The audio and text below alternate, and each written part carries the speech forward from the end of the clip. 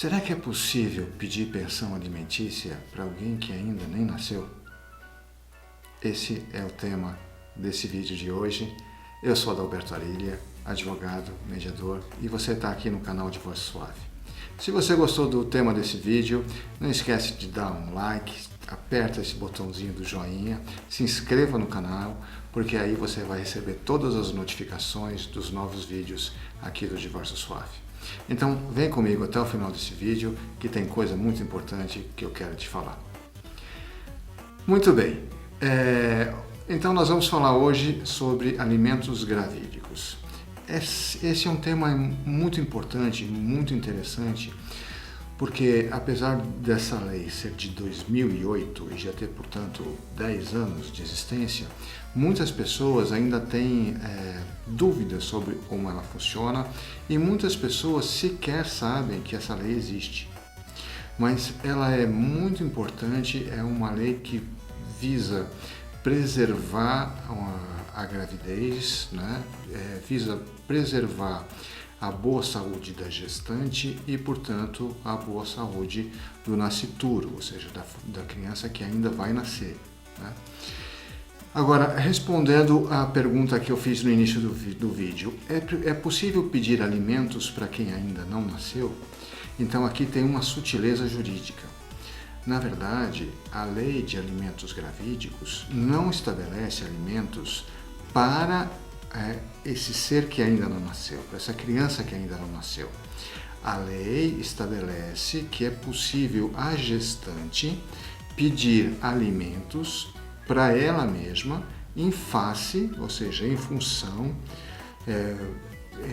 em face das demandas, das despesas extras que vão ocorrer durante essa gravidez. Veja, tem uma sutileza. Quando você vai ao judiciário, você vai ao juiz, você pode pedir alimentos para um filho menor, né? E você pede, a mãe ou o pai pede alimentos em nome deste filho, né?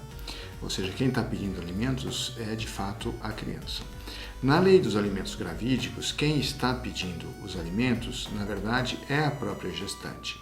Ela pede alimentos para ela, para que ela possa fazer face a todas as despesas extras que vão acontecer ao longo da gravidez. Muito bem, e quais são as despesas que a gente pode incluir nessas tal das despesas extraordinárias que a gestante pode e deve enfrentar durante a gravidez? Olha, são todas as despesas que decorrem desse estado de gestação, não é? Pode ser uma alimentação especial, pode ser os exames adicionais, as consultas, o acompanhamento médico, acompanhamento psicológico, exames extraordinários, enfim.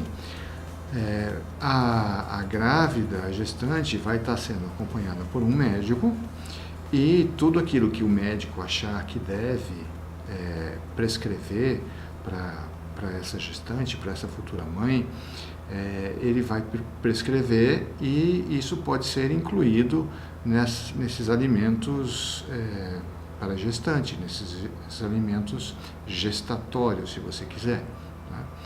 Da mesma forma, o próprio juiz, quando você entra no judiciário, entra com uma ação pedindo esses alimentos gravídicos, o juiz pode, a seu critério mesmo, determinar que sejam realizados alguns gastos, alguns exames extraordinários por conta desse estado da gestante, certo?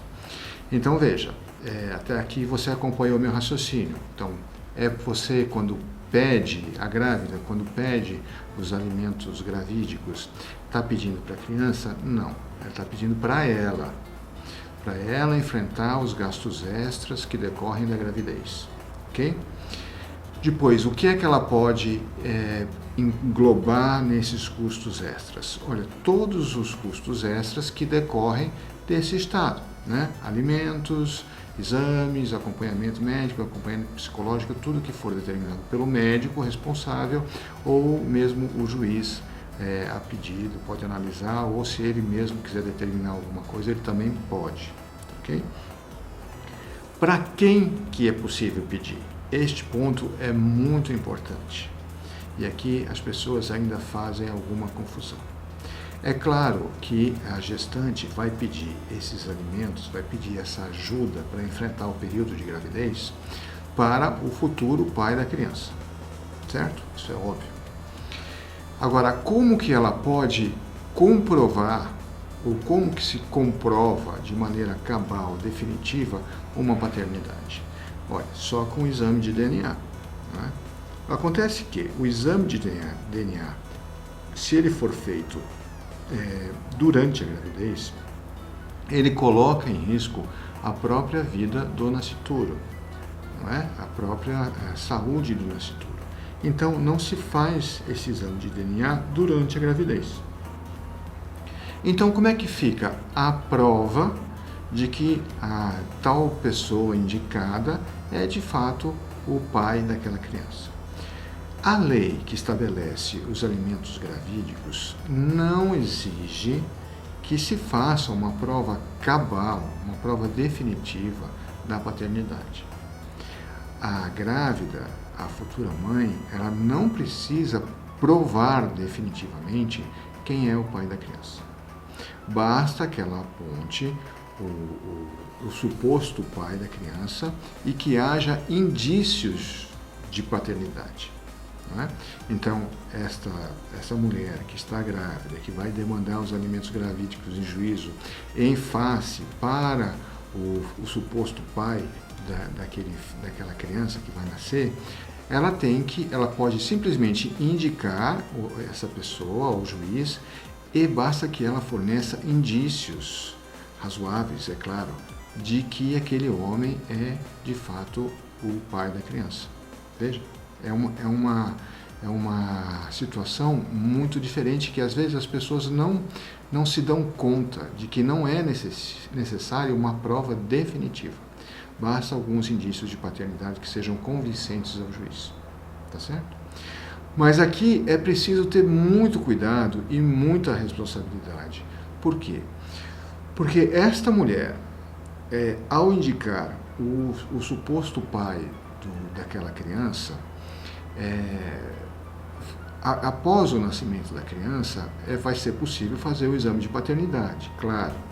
E se houver alguma dúvida, com certeza, aquele homem que foi indicado como suposto pai vai pedir o exame de paternidade. Caso dê negativo, caso fique comprovado que ele não é o pai da criança, ele vai poder mover uma ação contra aquela mulher, pedindo danos morais e danos materiais por conta deste erro, deste engano, ou mesmo desta má-fé que possa ter havido por conta dessa mulher. Tá?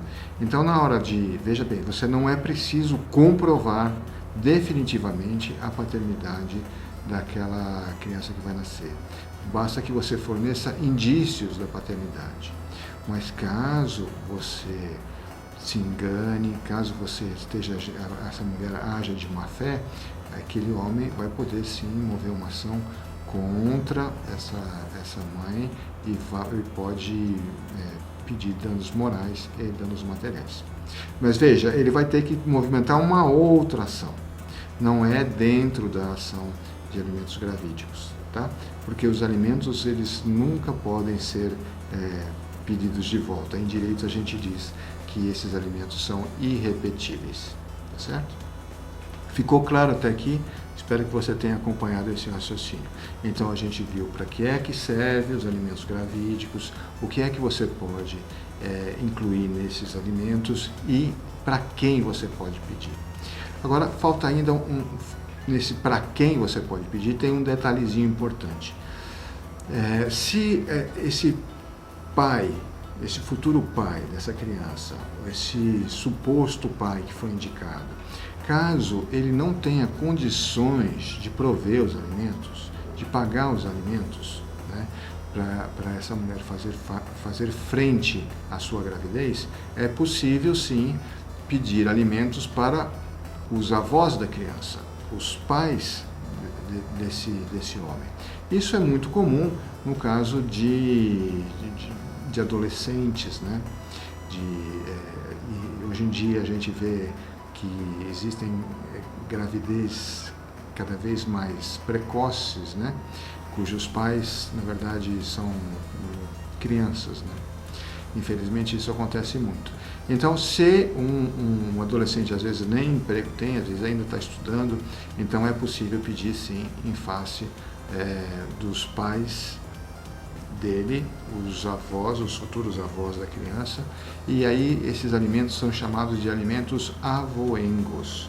É um nome estranho, mas é esse nome mesmo, quando você pede alimentos para os avós, tá certo? Então, isso tudo é um arranjo jurídico, essa lei procura garantir que esta grávida tenha todas as condições de solicitar ajuda para enfrentar o momento da gravidez, né? Seja para o pai, que ela não precisa comprovar, basta dar indício de paternidade.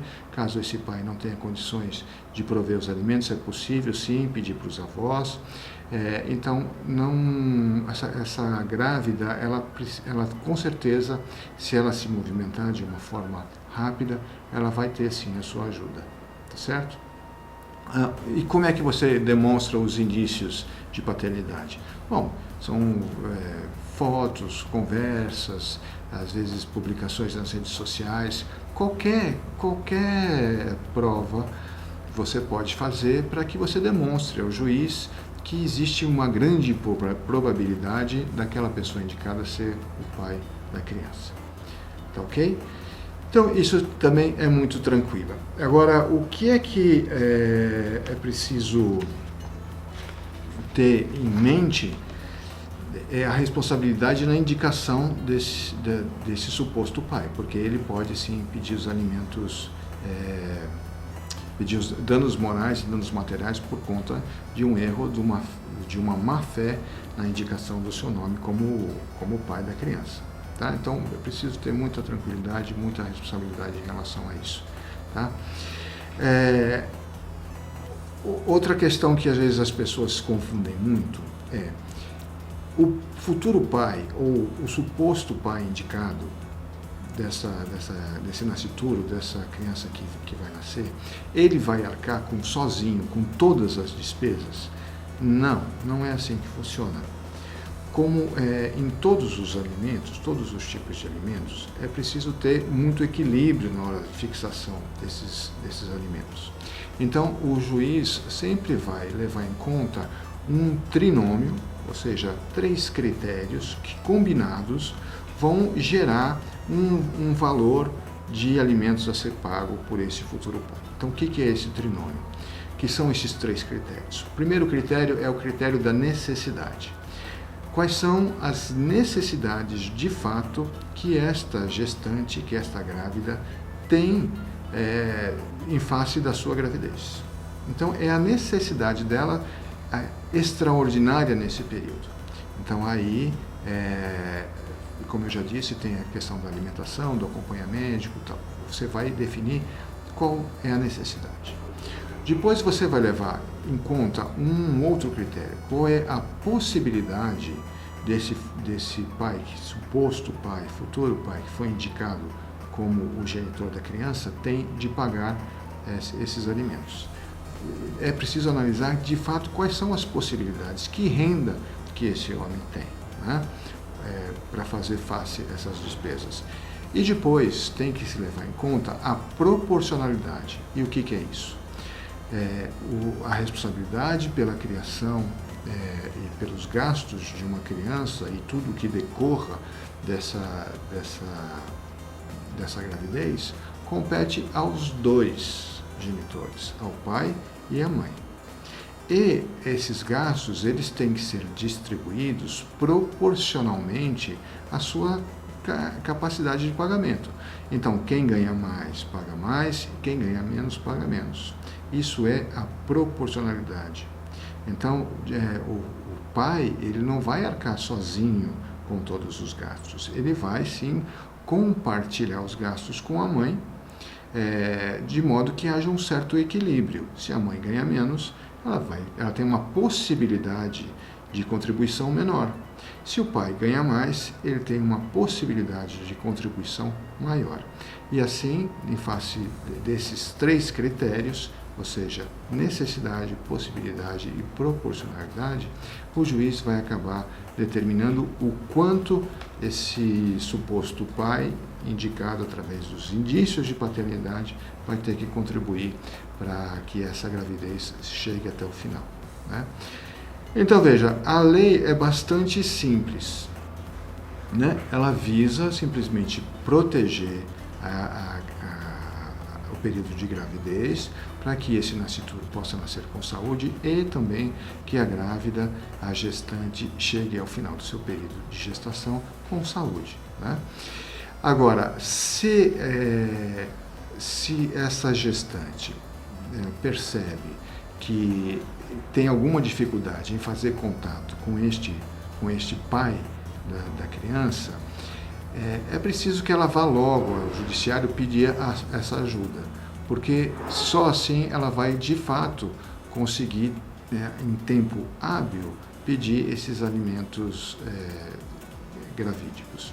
Porque depois que a criança nasce, não é possível mais você pedir retroativamente os alimentos gravídicos, ou seja, pedir o ressarcimento das despesas que ocorreram durante a gravidez, né? Aí é uma outra história, é uma outra situação jurídica. Agora, uma vez pedidos os alimentos gravídicos, né, e concedidos pelo juiz, assim que essa criança nasce, com vida, evidentemente, esses alimentos gravídicos se convertem automaticamente em pensão alimentícia para a criança, né? E aí segue assim até que o pai ou a mãe solicitem uma revisão desses valores de alimentos, né? Tanto um como o outro podem pedir para mais ou para menos que o juiz faça uma revisão dos valores estabelecidos dos alimentos gravídicos. Tá? Eu espero que você tenha entendido de uma maneira geral como que isso funciona. É simples, mas se você está pensando em exercer esse direito de pedir os alimentos gravídicos em face do suposto pai, é preciso que você se movimente rapidamente, porque a gente sabe que o judiciário não é exatamente assim um exemplo de rapidez, embora nesses casos seja possível que as coisas sejam mais aceleradas. Então aí você corre atrás de um advogado, se informe com um advogado, para que você possa fazer esse pedido em tempo hábil durante a sua gravidez. Se você tem dúvida, não esquece de deixar aí nos comentários, ou então mandar um e-mail para divorciosuave@gmail.com, ou tem também um número de WhatsApp que você vai ver aí embaixo. Vou pedir de novo para você dar um like nesse vídeo, se inscrever no canal, porque aí eu vou trazer para você sempre as atualizações que a gente tem aqui no canal. Bom, eu espero que você tenha entendido os principais aspectos dessa lei de alimentos gravídicos, não é? Na descrição do canal eu coloquei um resumo onde você pode consultar esses aspectos de uma forma bem rápida. Se você tiver alguma dúvida, deixa aí nos comentários, ou então escreva um e-mail para divorciosuave@gmail.com, que a gente vai ter, na medida do possível, o maior prazer em responder para você. Tá? Fica comigo aqui que tem vídeos fantásticos que vão aparecer aqui na tela para você. Abraço!